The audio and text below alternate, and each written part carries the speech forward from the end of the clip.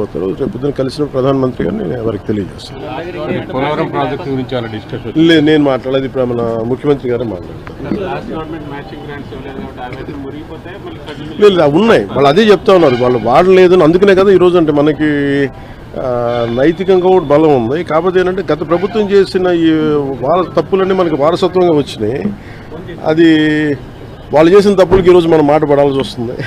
మాట పడుతున్నాం ఎందుకంటే ప్రజలకు ఇచ్చిన ఇది ఇంకొక ఆల్రెడీ మనం ఇంకొక 2-3 వారాల్లో దీనికి కంప్లీట్ డీటెయిల్ ఒకటి చేస్తున్నాం. జేజేఎంకి సంబంధించి డిపిఆర్ కూడా ఒకటి చేయాలి. ఇవన్నీ ఒక 2-3 వారాల్లో అయిపోద్ది అనుకుంటున్నాం. ఈరోజు అంటే మన వైస్ ప్రెసిడెంట్ గారిని కలుస్తాం సాయంత్రం. అలాగే రైల్వే మన మినిస్టర్ గారిని కలుస్తాం. ఫైనాన్స్ మినిస్టర్ గారిని మన నిర్మలా సీతారామన్ గారిని కలుస్తాం.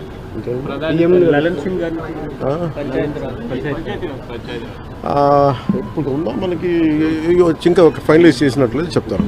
ప్రధానంగా ఏ అంశాలను ప్రస్తావించబోతున్నారు సార్? ప్రధానమంత్రి గారిని పెంచడం ఒకటి జల్ జీవన్ మిషన్ మీద ముఖ్యంగా ఉంటుంది. అంటే ఎందుకంటే ప్రధానమంత్రి గారి కోరిక అంటే ఆయన కళ ఇది, ప్లస్ ప్రతి ఒక్కరికి రక్షిత మంచినీరు ఇవ్వాలని, దానికి మేమందరం కమిటెడ్గా ఉన్నాం. అందుకనే ఒక మోడల్ స్టేట్గా చేయాలనేది ఆయన నా అభిప్రాయానికి తెలియజేయడానికి.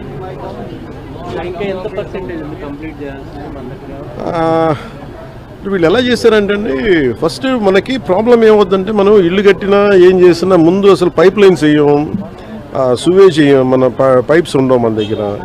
ఇప్పుడు సమస్య ఏముందంటే మన దగ్గర వేసిన పైప్ లైన్స్నే మళ్ళీ వీళ్ళు సరిగ్గా ఫ్లో లేదు. డిజైనింగ్ లోపాలు చాలా ఉన్నాయి. ఆ డిజైనింగ్ లోపాలు ఒకళ్ళు కరెక్ట్ చేయాలి. అలాగే మనం ఒక నిమిషం, అలాగే డిజైనింగ్ లోపాలతో పాటు ముఖ్యంగా ఏంటంటే ఈ వాటర్ ప్రెషర్ ఒకటి సరిపోవట్లేదు. ప్రతి ఒక్కరు ఇండివిజువల్ హౌసెస్ వాళ్ళు ఓన్ మన మోటార్లు పెట్టి లాగేస్తా ఉన్నారు. మిగతా ముందుకెళ్ళే వాళ్ళకి రావట్లేదు, కొంచెం హైట్లో ఉండే వాళ్ళకి రావట్లేదు. ఇవన్నీ చాలా పారామీటర్స్ కన్సిడర్ చేసి మనం భవిష్యత్తుకు ఆలోచించాలి. అందుకని వీటి మీద నేను ముందు నుంచి రివ్యూస్ చేస్తున్నప్పుడు నేను ప్రతిసారి ఇదే చూస్తూ ఉన్నాను. ఇక్కడ మనం ఉన్నప్పుడు 4 అడుగులు 100 ఇల్లు ఉంటే వాళ్ళకి నీళ్ళు రావట్లేదు. అలాగే ముందున్న ఒక 2 కిలోమీటర్ల ఏరియాకి వస్తుంది, నెక్స్ట్ పక్కన ఉన్న వీటికి రావట్లేదు. ఇవన్నీ మన పిఠాపురంలోనూ చాలా క్షేత్రస్థాయి పర్యటనలు ఇవన్నీ నేను పరిశీలించాను. ఓవర్ హెడ్ ట్యాంక్స్ ఉన్నాయి. మనకి డ్రింకింగ్ వాటర్ మనకి ఎవరితో surface drinking water facility. Pipe డిజైనింగ్లో వీళ్ళు చాలా బండగా మొండిగా పైప్ వేసి తవ్వేస్తున్నారు కానీ దానికి చాలా కన్సిడర్ చేయాలి. ప్రెషర్ ఎవరిని తీసుకుంటారా, లేదంటే ఎక్స్ట్రా మీటర్ ఏమైనా మోటార్లు వేసి తోడేస్తారా, వాటి ఏం చేయాలనేది మనకి ఆర్డబ్ల్యూఎస్ శాఖ కూడా దీనికి కొంత బాధ్యత వహించాలని చాలాసార్లు తెలియజేశాను. ఈ సౌర విద్యుత్ ఒప్పందాలకు సంబంధించి ఆంధ్రప్రదేశ్ గతంలో ముఖ్యమంత్రిగా ఉన్నటువంటి జగన్మోహన్ రెడ్డికి దాదాపు 1750 కోట్ల రూపాయలు ముడుపులు ముట్టినట్టుగా అమెరికన్ న్యాయస్థానంలో అభియోగాలు నమోదైనాయి. దీనిపైన అది నేను లాస్ట్ 2-3 డేస్ నుంచి ఒకసారి మొత్తం పరిశీలిస్తా ఉన్నాను. ఒకసారి మన ముఖ్యమంత్రి గారితో మాట్లాడి దీని మీద కలిసి సమిష్టిగా ఒక నిర్ణయం మన అభిప్రాయం తెలియదు. వీటన్నిటి మీద ఉన్నాయి డిమాండ్స్, వీటన్నిటి పరిశీలించి దాని వెల్కమ్ దీన్ని తెలియజేస్తాను, అభిప్రాయం తెలియజేస్తాను. రాష్ట్రంలో రోజుకు కుంభకోణం బయటపడుతుంది. ఈరోజు మళ్ళీ తిరిగి కడప ఎయిర్పోర్టు సంబంధించి 150 కోట్లు, అట్లనే అంతకుముందు శ్రీకాకుళం జిల్లాలో కానీ అంటే సమోసాలకే 9 కోట్లు, అలా కదండి, సమోసాలకే 9 కోట్లు అనుకున్నప్పుడు ఇవన్నీ మనం చూడ అంటే ఇది అంటే చాలా బాధ్యతారాహిత్యం, భయాలు లేవు, పారదర్శకత లేదు, అకౌంటబిలిటీకి